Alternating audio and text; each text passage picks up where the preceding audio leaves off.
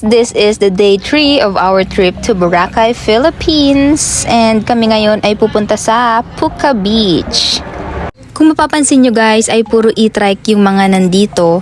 Yes, correct. E-trike talaga ang basic na transportation na magagamit dito. That is just one of the great things dito sa Boracay. Para na rin malesen ang air pollution. Ang isa pang binabanggit ko ng paulit-ulit sa inyo, 'di ba, na napakalinis dito, which is true dahil talaga nakasegregate yung mga basura nila. Well-disciplined ang mga tao dito, kaya naman ang ganda-ganda ng kapaligiran, guys. At nandito na tayo sa Puka Beach. So, isa sa mga spots na dinadalaw talaga sa Boracay. At this moment ay nagpakuha kami ng group picture dito sa arc ng Puka Beach and binili na rin namin yung printed na picture. Sobrang ganda niya guys, for souvenir. At hindi mawawala ang pa-drone shot.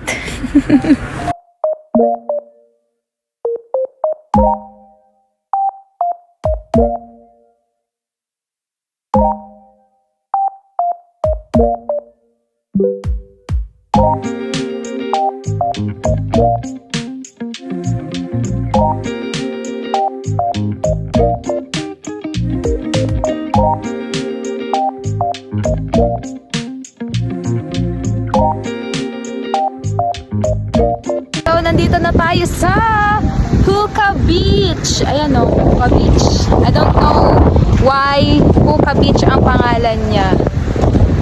Ayan, diba? Nasa ibang dimension na naman tayo ng Boracay. Puka Beach. Grabe ang hangin dito mga ben.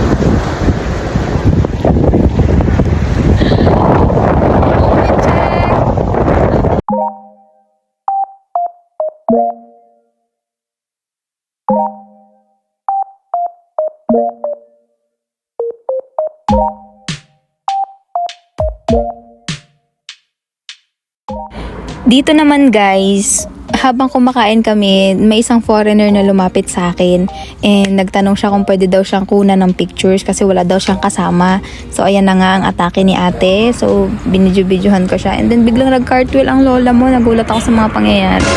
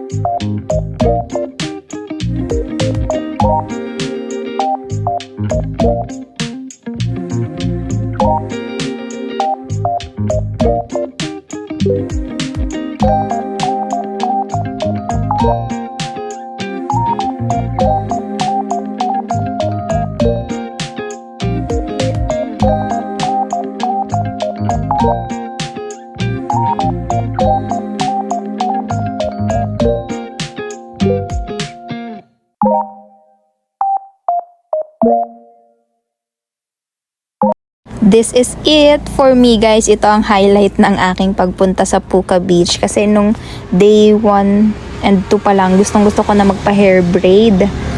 Pero sa Puka Beach lang pala akong braid.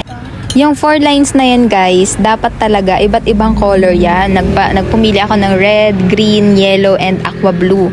Pero by the end, naisip ko na baka magmukhang color game ako. Kaya 1 color na lang yung pinili ko.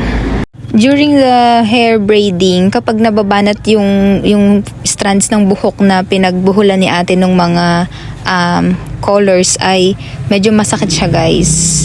Kaya nga feeling ko after nyan, tabingin na yung mukha ko, parang nabanat yung mukha ko. At syempre ginusto ko yan, kaya naman pinanindigan ko na. And nakita nyo naman, sa sobrang excited ko magpa-braid ay hindi ko na natanggal yung mga buhangin sa mukha ko. After nga ma-braid nung buhok ko guys, feeling ko mukha na akong android. Kasi parang mga wires yung naging itsura nung braid dito sa kabilang side. Kaya feeling ko parang na akong android. Kaya tawang-tawa ko sa itsura ko. Parang sabi ko parang hindi naman bagay. And we're down to the last line. Sige, tuloy lang ang laban. Go mo lang yan. Gusto mo yan ha, 'di ba? Sige. Walang susuko hanggat hindi natatapos si ate. Tawag dyan, tiis ganda. Tiisin mo ang mga sakit na dinanas ng iyong mga anit. And ate is down to the last line. Ayan na guys. Tapos na nga ang hair braiding na naganap. Ayun na guys. Mukha na ako